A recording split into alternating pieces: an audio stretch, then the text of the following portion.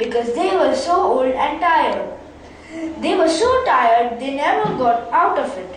Grandpa Joe and Grandma Josephine on this side, Grandpa George and Grandma Georgina on this side. Mr. and Mrs. Bucket and little Charlie Bucket slept in the other room upon mattresses on the floor. In summertime this wasn't too bad, but in the winter freezing cold draughts blew across the floor all night long, and it was awful. There wasn't any question. Okay, stop please, just for a minute. Well done. What is draughts? D-R-A-U-G-H-T-S. A place where there's no water, it's completely Yeah, dry. see, that's why I brought this up, because draught, from the sound phonetically, the pronunciation has two different meanings. Draught, D-R-O-U-G-H-T, refers to a place where there is no water.